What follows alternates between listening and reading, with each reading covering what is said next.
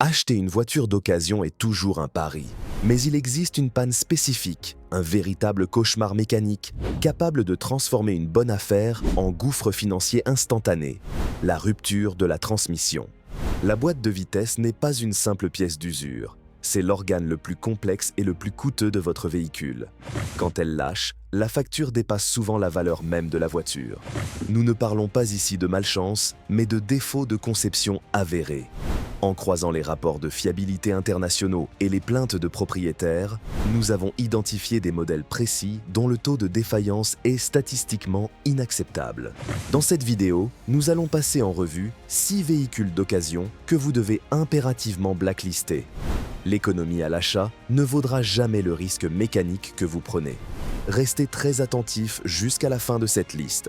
Les derniers modèles cités sont des best-sellers en France et en Europe, et il est fort probable que vous ou un proche envisagiez d'en acheter un sans soupçonner le danger.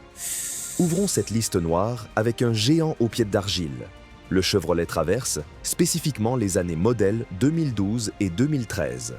Sur la fiche technique, c'est le SUV familial par excellence. Gabarit imposant, 3 rangées de sièges et un V6 qui promet de la puissance. C'est typiquement le genre de véhicule qui rassure par sa taille. Mais pour les propriétaires de ces millésimes, le rêve de sécurité s'est vite transformé en cauchemar mécanique. Ces modèles affichent des taux de fiabilité catastrophiques et le coupable est identifié. La boîte automatique a 6 rapports. Le défaut est vicieux. La transmission a une tendance pathologique à verrouiller les rapports supérieurs pour économiser du carburant. Le problème, c'est qu'au moment où vous avez besoin de puissance, la boîte refuse de rétrograder en douceur. Quand elle finit par réagir, elle le fait avec des à-coups violents, de véritables coups de bélier accompagnés de bruits mécaniques inquiétants. Ce n'est pas juste une question de confort, c'est une question de sécurité. Imaginez-vous en train de doubler sur une nationale. Vous appuyez sur l'accélérateur, le moteur hurle, mais la voiture n'avance pas. Elle cherche sa vitesse. C'est un comportement imprévisible et dangereux. Si vous voyez un Traverse 2012 ou 2013 sur le marché de l'occasion, même à prix cassé, passez votre chemin. Les maux de tête et le danger potentiel ne valent aucune économie. Passons au candidat numéro 2, le Nissan Rogue millésime 2011. De l'extérieur, c'est une proposition séduisante. Vous avez un SUV compact, équipé d'un moteur 2,5 litres de 170 chevaux réputé increvable et une consommation raisonnable. C'est le piège parfait. Le talon d'Achille de ce véhicule tient en 3 lettres. CVT, la transmission à variation continue. Sur ce modèle spécifique, les problèmes surviennent avec une régularité d'horloge autour des 150 000 km. Pour un véhicule moderne censé atteindre les 300 000 bornes, c'est une obsolescence prématurée inacceptable. Le problème est structurel. Le circuit de refroidissement de la boîte est sous-dimensionné. Concrètement, la transmission ne parvient pas à dissiper sa chaleur et finit littéralement par cuire de l'intérieur. Les symptômes sont clairs et progressifs.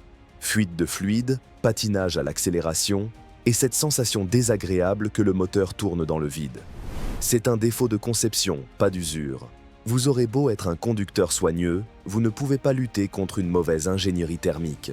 Le Rogue 2011 est un véhicule qui deviendra un gouffre financier au moment précis où vous penserez l'avoir rentabilisé.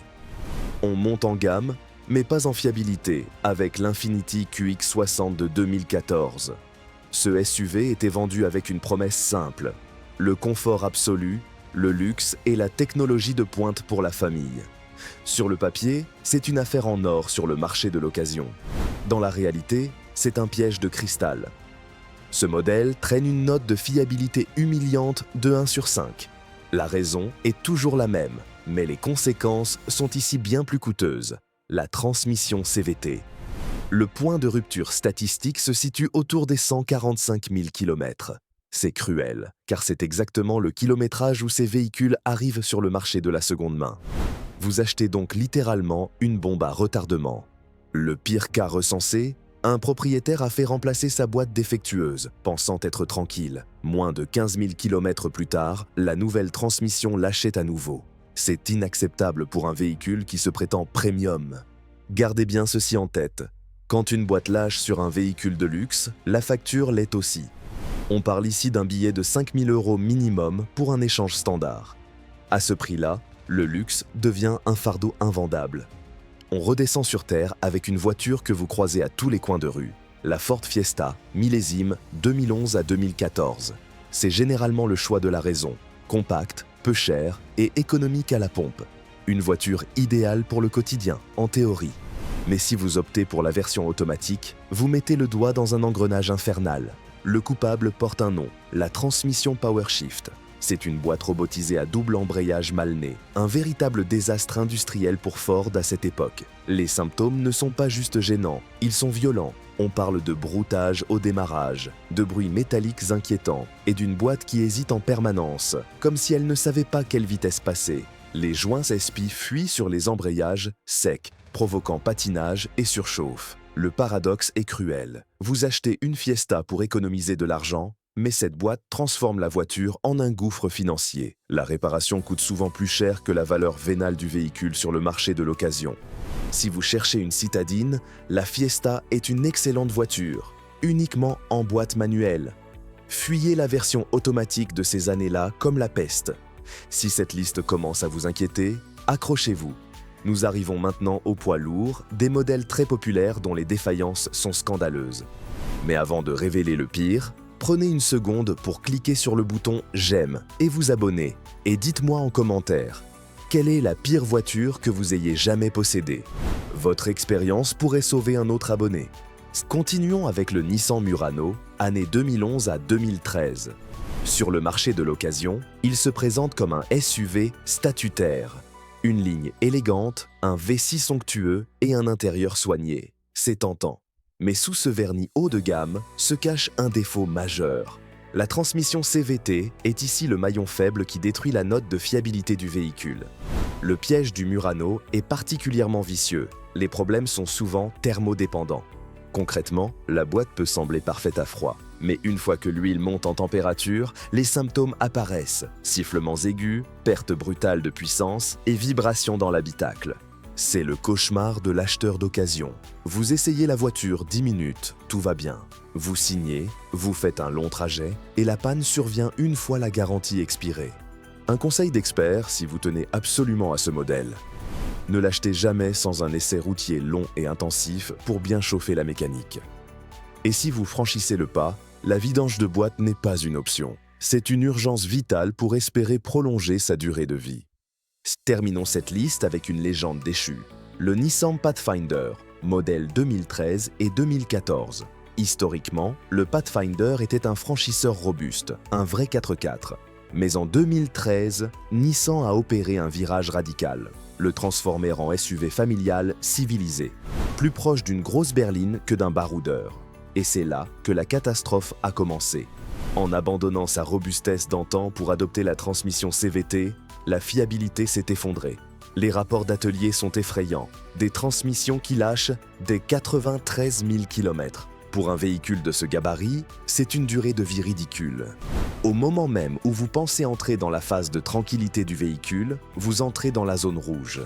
Ajoutez à cela des défaillances du système de transmission intégrale et de multiples rappels de sécurité. La sanction financière est lourde. Remplacer une boîte sur un tel véhicule dépasse souvent les 3 000 €, sans compter la main-d'œuvre. Le verdict est sans appel. Le Pathfinder 2013 à 2014 a perdu son âme et sa fiabilité. Le risque financier écrase littéralement le plaisir de conduite. Si nous devons tirer une leçon de cette liste, c'est celle-ci. En occasion, l'apparence de luxe ou la taille du véhicule ne garantissent absolument pas sa solidité. Des modèles comme le QX60 ou le Pathfinder prouvent qu'un gros chèque à l'achat ne vous protège pas de la panne mécanique. Avant de signer, ayez le réflexe investisseur. Vérifiez l'historique d'entretien, les factures parlent plus que le vendeur. Consultez les taux de retour en garantie. Et surtout, ne lésinez jamais sur une inspection mécanique indépendante. 100 € d'inspection peuvent vous sauver 4 000 € de réparation. Maintenant, la parole est à vous. Laquelle de ces voitures vous a le plus déçu? Ou peut-être avez-vous survécu à l'une de ces transmissions? Racontez-nous vos pires anecdotes mécaniques dans les commentaires. Votre expérience est précieuse pour la communauté. Si cette analyse vous a aidé à y voir plus clair, laissez un j'aime, abonnez-vous et activez la cloche pour nos prochaines enquêtes fiabilité. À très vite.